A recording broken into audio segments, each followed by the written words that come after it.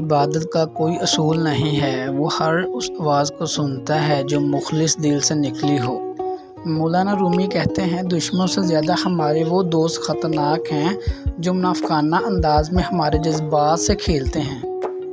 خاموشی سمندر وہ ہے اور گفتگو نہر کی طرح ہے۔ تجھے سمندر تلاش کر رہا ہے تو نہر کی تلاش نہ کر۔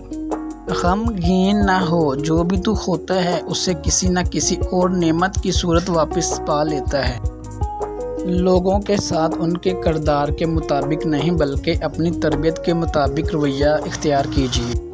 جو عقل سلیم رکھتا ہے وہ خلوت اختیار کرتا ہے کیونکہ تنہائی میں قلب کی صفائی ہوتی ہے۔ سچائی کے بہت سے راستے ہیں مگر میں نے جو راستہ چنا وہ محبت کا ہے۔ تمہارے اندر ایک ایسی قوت ہے جو تمہیں زندگی دیتی ہے، اسے ڈھونڈو۔ اپنے آپ کو چھوٹا نہ سمجھو، تم بے خودی کی عالم میں خود ایک کائنات ہو۔ اے زبان تم ایک لامتناہی خزانہ ہو۔ اے زبان لیکن تم ایک نہ ختم ہونے والی بیماری بھی ہو۔ زندگی کا پانی اندھیروں سے بہتا ہے، اندھیروں سے بھاگو مت بلکہ ان کو تلاش کرو۔ تمہارا کام محبت کی تلاش کرنا نہیں ہے بلکہ اپنے اندر ان رکاوٹوں کو تلاش کرنا ہے جو تم نے محبت کے خلاف کھڑی کی ہیں۔ میں نے شمس سے پوچھا کہ تصوف کیا ہے؟ اس نے کہا، دل میں خوشی محسوس کرنا جب دکھ ظاہر ہوں۔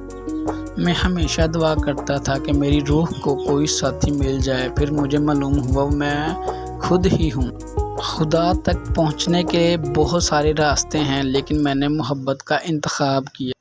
ہر فرد کسی خاص مقصد کے لیے پیدا ہوتا ہے اور اس مقصد کے حصول کی خواہش پہلے ہی اس کے دل میں رکھ دی جاتی ہے۔ مولانا رومی۔